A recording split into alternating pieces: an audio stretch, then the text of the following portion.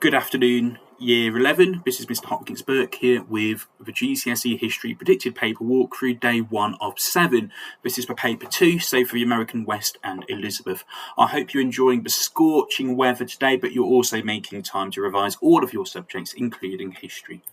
My top tips: please have a go at the questions before watching the video. This is American West Predicted Paper A. All of the predicted papers for Paper 2 can be found on your Google Classroom. You should self-assess your answers then based on the marking criteria given and my model answers provided for each of the questions.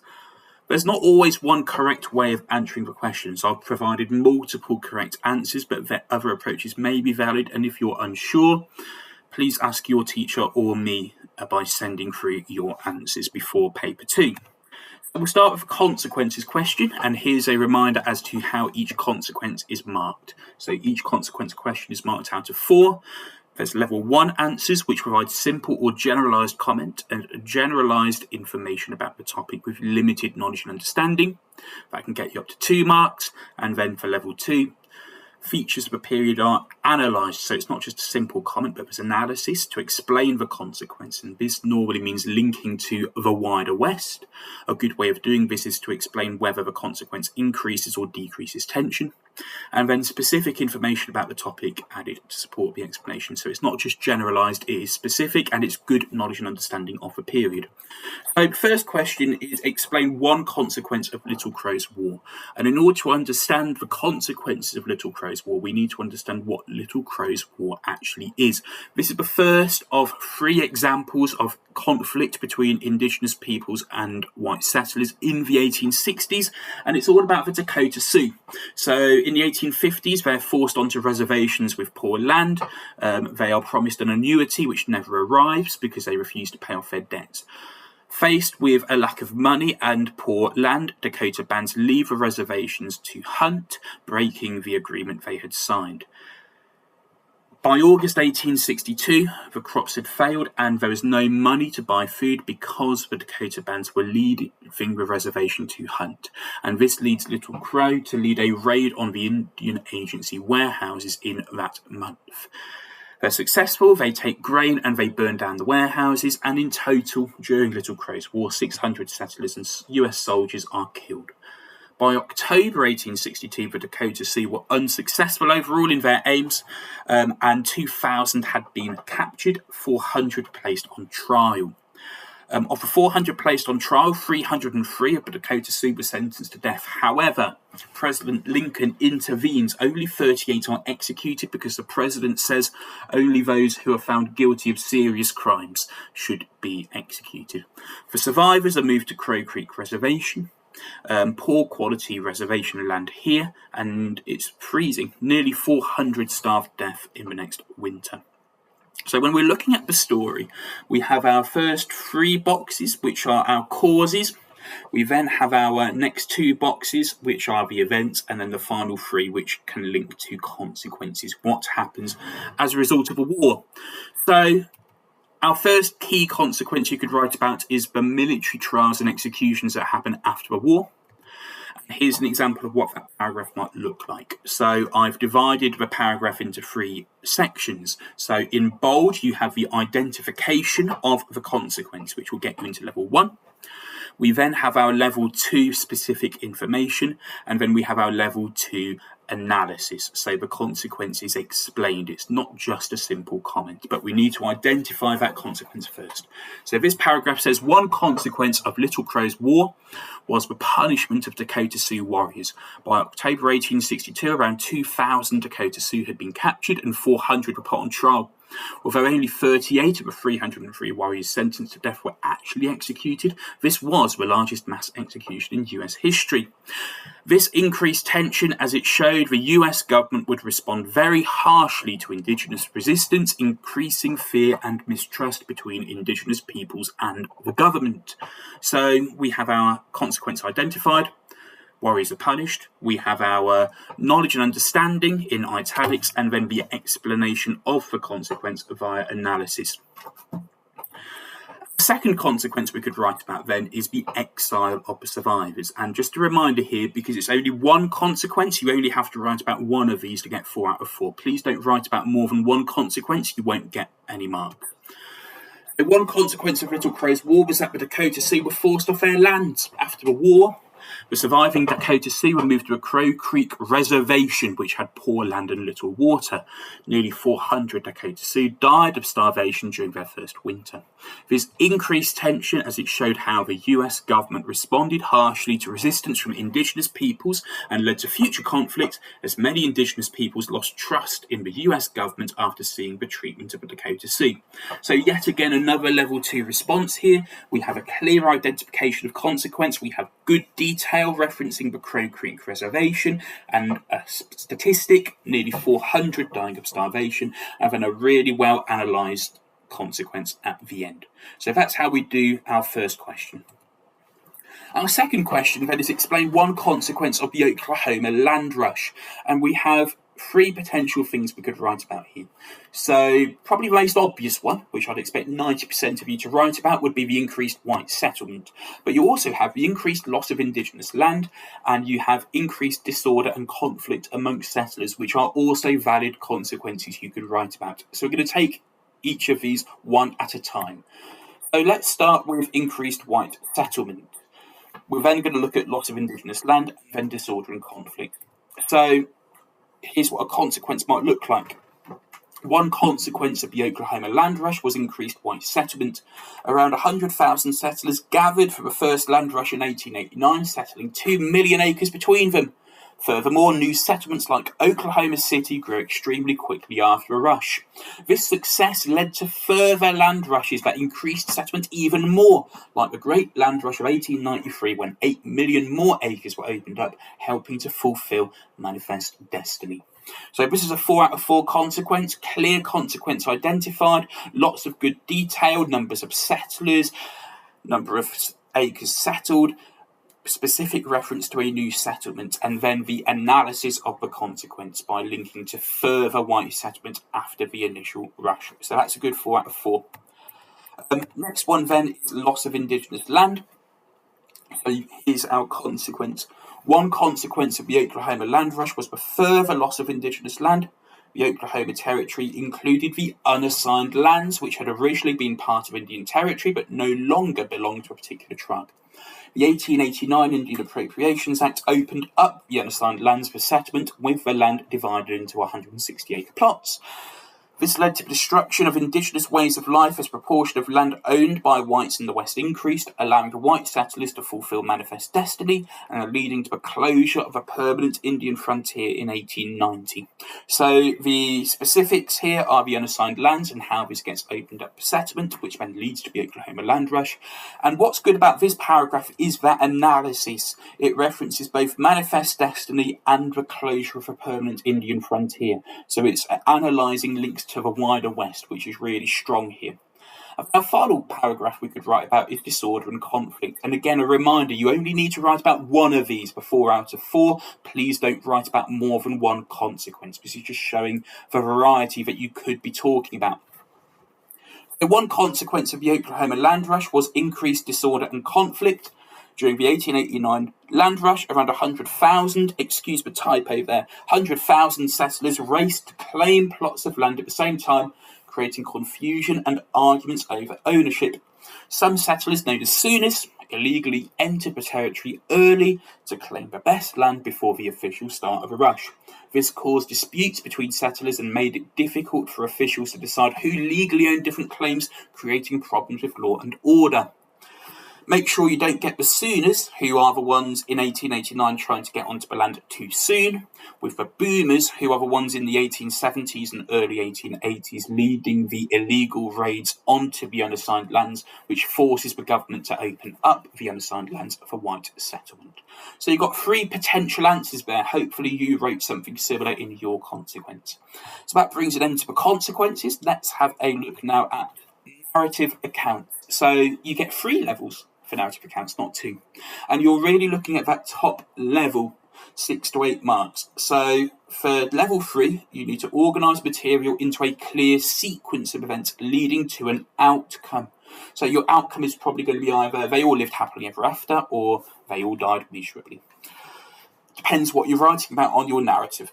And the account of events is analysing the linkage between them. It's coherent and logically structured. So your links between paragraphs is essential here.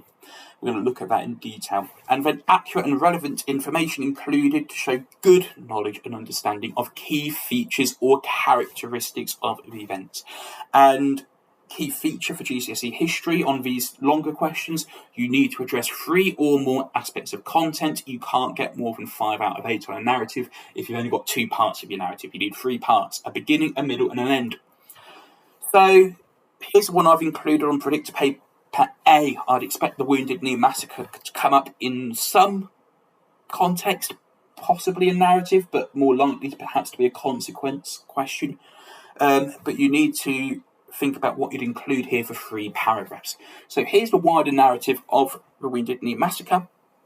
Starts in the summer of 1889, when the conditions on the Sioux reservations are really poor. Crops failed and rations were cut.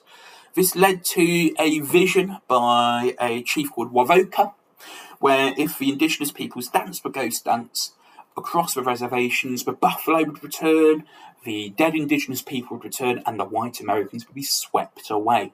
The reservation agents feared the ghost dance. Lots of wailing and screaming and indigenous peoples flailing their limbs around, and they thought this would be a sign of rebellion. So they want to stop it. They accused Sitting Bull of leading it, even though he didn't. He actually wanted to stop it, or certainly curtail it. So the Indian police tried to arrest him, but with a kerfuffle, he was shot dead. Sitting Bull's followers then joined Bigfoot, and Bigfoot was escorted by the 7th Cavalry to a Wounded Knee Creek. If you recognise the 7th Cavalry, it's from the Battle of the Little Bighorn, when George Custer and 200 of his men were killed in an ambush. The massacre itself happens on the 29th of December 1890. The Sioux resisted when they were asked to hand over their weapons. One thing led to another, and the 7th Cavalry opened fire with their massive artillery. 250 indigenous peoples were shot dead in just 10 minutes, mainly women and children. So the white American public respond to Wounded Knee Massacre in 2 different ways. On the one hand, they're relieved that the ghost dance is over. On the other hand, they're delighted that the 7th Cavalry have got their revenge for Little Bighorn. So how would we turn this into a narrative in 3 paragraphs? We need to identify a clear beginning, middle, and end. So let's start with our beginning. So here's the first paragraph of our narrative. As a reminder, because it's only 8 marks, the paragraphs are not as long as your paragraphs on a 12 marker or a 16 marker on medicine or Elizabeth or Germany. So our first paragraph. By 1889, conditions on the Sioux reservations had become desperate as crops had failed and government rations were cut. In these circumstances, Wavoka had a vision where if the Sioux danced the ghost dance, the buffalo and dead indigenous peoples would return and the white Americans would disappear. The movement spread rapidly across reservations because many indigenous peoples were desperate for hope. However, Indian agents on the reservations feared the ghost dance would lead to rebellion. So this is a really strong first paragraph. It very nicely summarises the conditions before the massacre actually happened in terms of the conditions on the reservations and the ghost dance and how the Indian agents responded to it. So we now need our second paragraph, which is going to talk about the murder of Sitting Bull. And so we need to think, how do we get here and how does this link to the end of the last paragraph? Here's our second paragraph then, and you can see in bold the linking phrase. It links to what we've talked about at the end of a previous paragraph, and it does it explicitly. So you can use a linking phrase like as a result, or another one like that, I guess, but it's important to explicitly mention the content of a previous paragraph to get 8 out of 8. So our second paragraph says, as white fears for ghost dance increased, the Indian agents tried to stop it. Indian police on the reservations attempted to arrest Sitting Bull in 1890 because they believed he supported the movement. During the arrest, fighting broke out and Sitting Bull was shot dead. Many of his followers fled to join Bigfoot, but when they arrived, the US 7th Cavalry intercepted the group and escorted them to Wounded Knee Creek. So this talks about the arrest of Sitting Bull and its significance in the events of the Wounded Knee Massacre, which is what our final paragraph is going to focus on. So we have, again, an explicit link to the end of a previous paragraph. It says the day after they arrived at Wounded Knee Creek, and then we've got the rest of our paragraph. The 7th Cavalry ordered the Sioux to hand over their weapons. During disarming, a gunshot was fired and confusion broke out. The 7th Cavalry killed around 250 indigenous peoples, including many women and children, in just 10 minutes. The white American public was relieved the ghost dance was over and delighted that the 7th Cavalry had won their revenge with the Battle of the Little Bighorn 14 years earlier. So we have our full narrative here. Clear beginning, middle and end. And we have a clear outcome. Level 3 of the mark scheme and level 2 talks about how the narrative leads to an outcome. And that is the indigenous peoples are dead and the American public is both relieved and delighted. So we have clear linkage and analysis of linkage between the paragraphs and good knowledge throughout. Lots of references to key people, some statistics, 250 indigenous peoples in just 10 minutes, and good wider understanding of the key characteristics of the Wounded Knee Massacre. So hopefully you wrote something similar. That's the end of our narrative question. Time now to look at importance. So this is how each importance question is marked. Again, cast your eyes level 3, 6 to 8 marks. So you have analysis of importance, not just an attempt, it's a successful attempt with a line of reasoning that is coherent and logically structured. So it's important to think about your logical structure of each of your paragraphs. And then you have accurate and relevant information with good knowledge and understanding of required features or characteristics. So not just some knowledge, but good knowledge. So we're going to see what this looks like. Here are the questions I've put on predicted paper A. So we have the importance of social and tribal structures, the survival of indigenous peoples of the plains. I think this is a guaranteed question, as close to guaranteed as you possibly can, more likely than not. Social and tribal structures has never appeared, so this is the time for it to appear. We then also have the importance of the range wars for law and order in the West.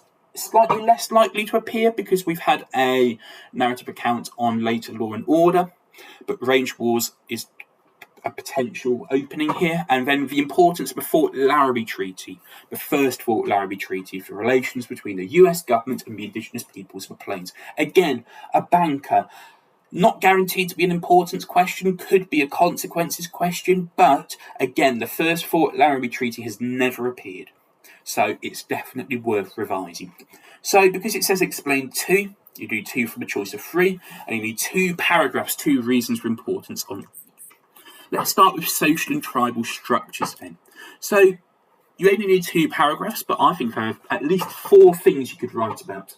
You could write about the system of chiefs. You could write about the role of women as a social structure. You could write about tribal councils, or you could write about warrior brotherhoods and include the guard unit, because the guard unit is part of the warrior brotherhood. So I'm going to talk you through how you could write about all 4 of these, although you only need to write about 2. So let's start with chiefs. Here's our paragraph, and as you can see, I've divided it again into 3 sections. The important thing is to distinguish your importance answer from a consequences answer. Importance is another word for significance, so you're analysing the significance of the social and tribal structures for survival. So you're not explaining what happened next, you're answering why does it matter. So the paragraph says, one reason why social and tribal structures were important for indigenous survival was because of the system of chiefs. Each tribe had multiple chiefs with different roles, such as war chiefs, spiritual chiefs, medicine chiefs, and chiefs who led negotiations with other tribes. Furthermore, chiefs did not remain in position for life, so when their skills faded, they could be replaced by new chiefs to maintain the strength of the tribe's leadership. This makes the system of chiefs important because they provided specialised leadership and guidance for the rest of the tribe.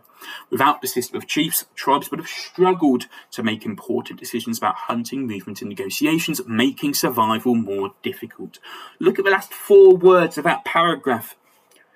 essential because it's linking back to the explicit words of the question, survival of the indigenous peoples.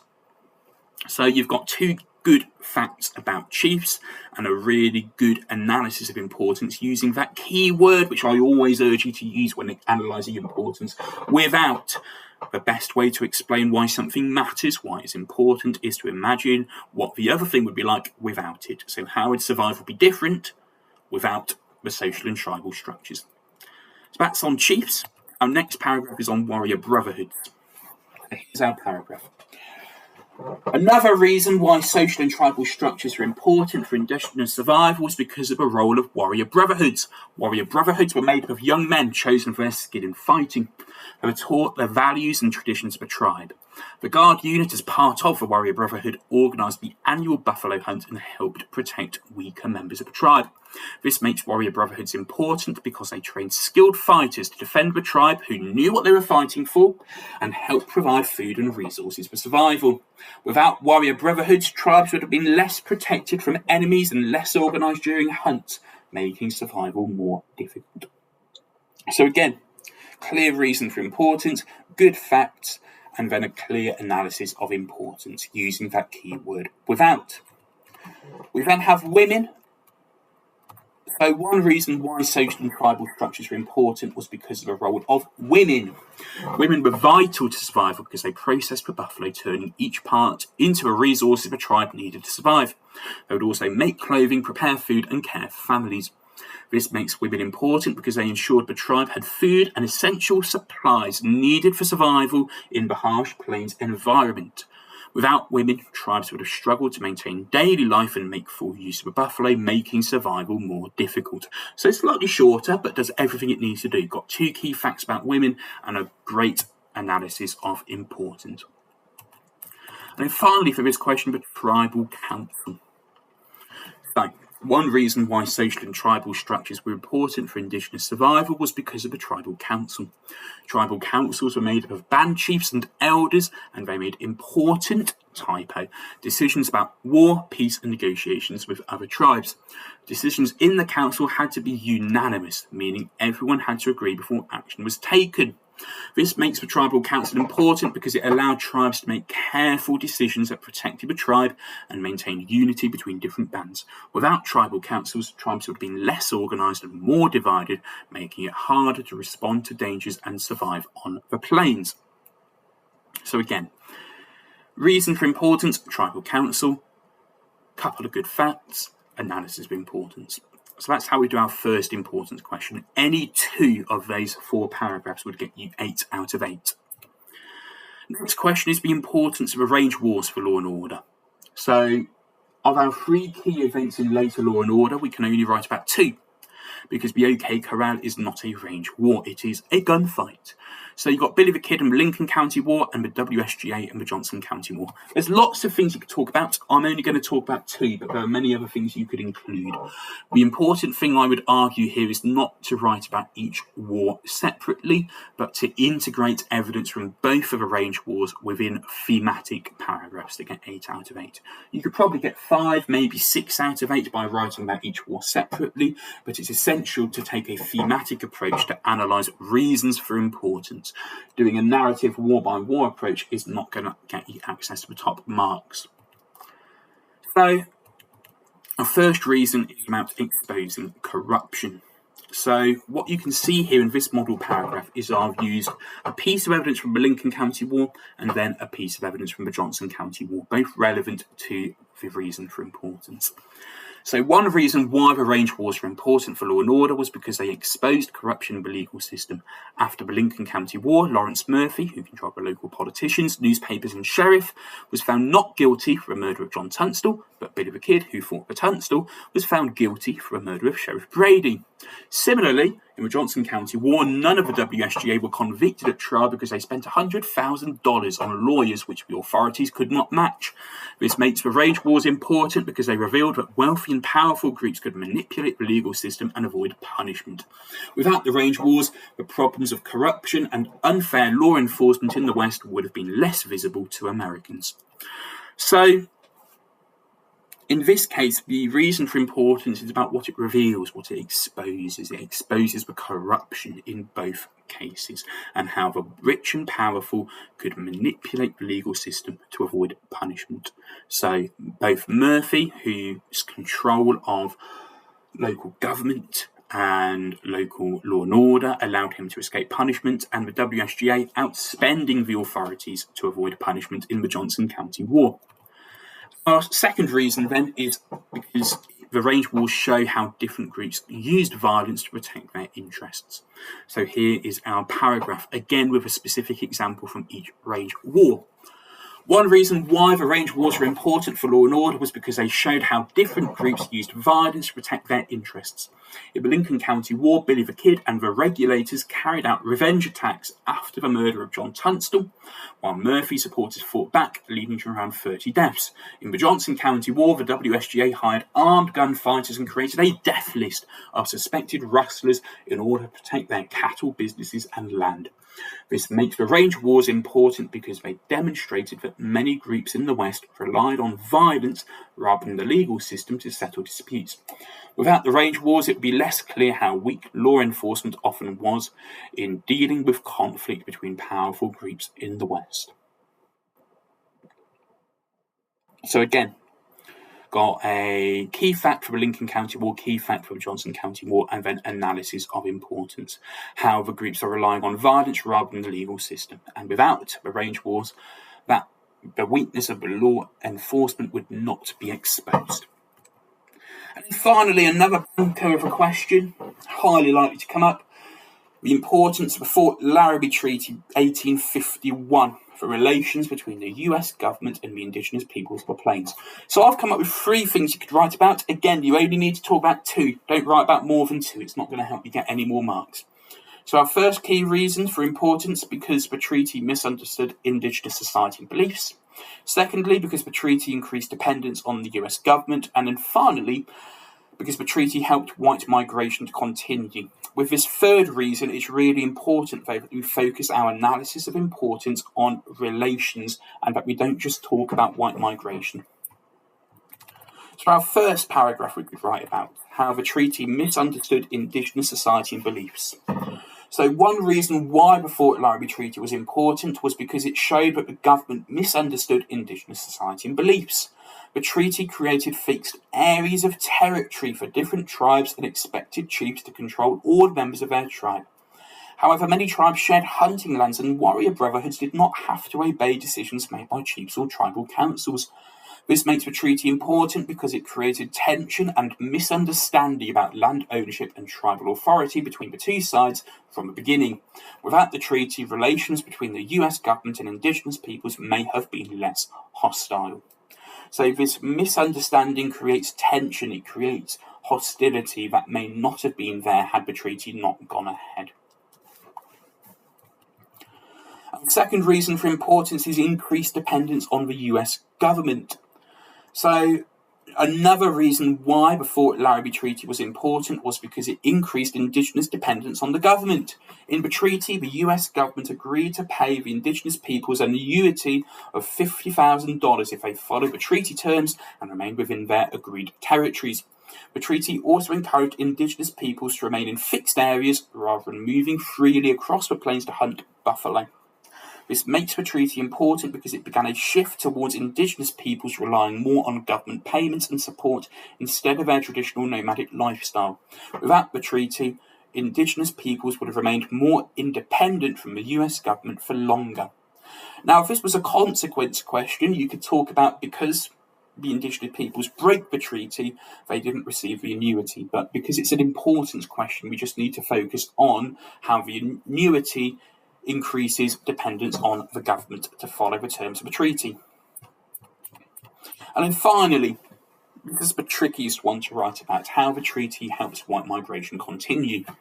So our paragraph is another reason why the Fort Larrabee Treaty was important was because it helped white migration continue across the West. The treaty required indigenous peoples to allow white settlers and wagon trains to travel through their land safely, while also permitting the building of US Army forts and roads in indigenous territory. In addition, the US government promised to protect indigenous peoples from white settlers travelling through their lands. This makes the treaty important because increasing numbers of settlers travelling through indigenous lands created more tension and conflict with the US government. Without the treaty, relations may have been less hostile because there would have been fewer opportunities for disputes over land, resources, and settlement. So we have our final reason here. And what's important is the analysis of importance talks about how the white migration as a result of the treaty created tension and conflict, Indigenous versus US government. That is the end of our predicted paper walkthrough for American West Paper A. Don't forget to like and subscribe. Tomorrow I'm going to give you a walkthrough of the Elizabeth Paper A. Enjoy the hot weather, stay safe, keep revising, keep working hard, and the grades will follow. Bye-bye for now.